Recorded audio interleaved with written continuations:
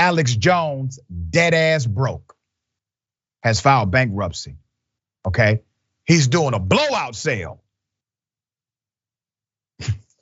Alex Jones, the companies connected to his brand, to his name, they have now filed for bankruptcy protection following Jones losing numerous defamation lawsuits by the relatives of children killed in the 2012 Sandy Hook shooting. Remember that? During his show on Monday, all right, Alex Jones insisted that he and InfoWars have not gone bankrupt, despite the filings of bankruptcy.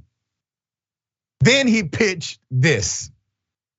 You want us to be able to stay on air and be able to move forward in the future. I need you now to not wait and to go to InfoWarsStore.com, especially those of you that have never bought a book, never bought a film, never bought a t-shirt, never got a supplement, never got an air filtration, water filtration. Well, there's also a button up on the top of the shopping cart that says support, and it says become a sponsor, and you just click there and you can give a monthly donation or just give a one-time donation, and then we actually get 95% of that money. This is do or die time. If you want to keep us on air through these attacks of the system and the system pulling out all the stops to try to silence us, then this is the time. They are trying to silence you. They're trying to take down the leading voice of resistance. Yeah, he needs some money. He needs some money. Okay.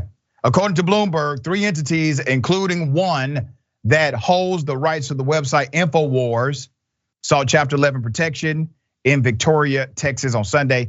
Each estimated liabilities of as much as $10 million according to court filings. Chapter 11 filing allows a business to keep operating while working on a turnaround strategy. That's what you saw there. A turnaround strategy to pause pending civil litigation. InfoWars sells BS nutritional supplements, okay?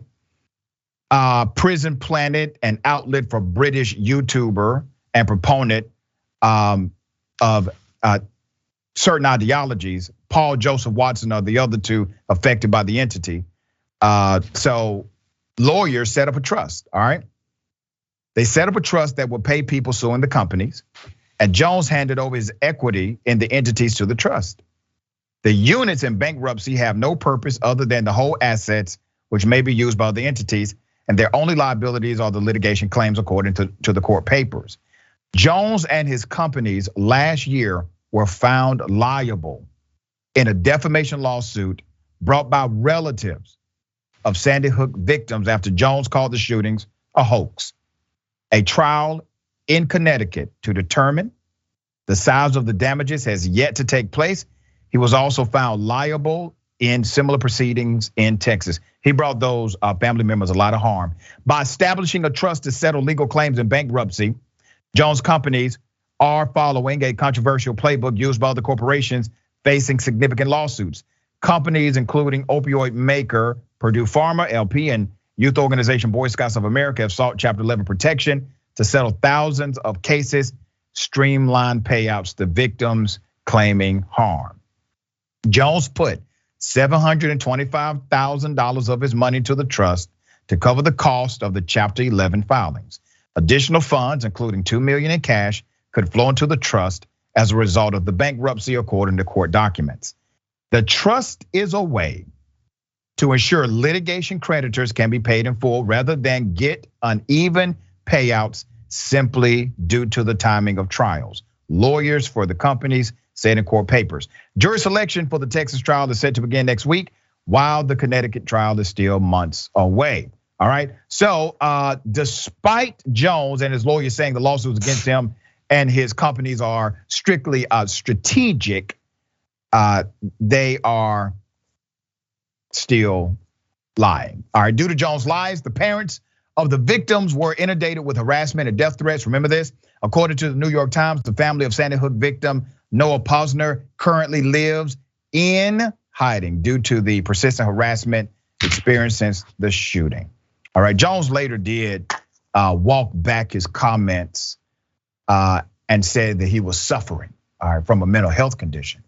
Okay, Adrienne, you gonna cash up Alex Jones some money?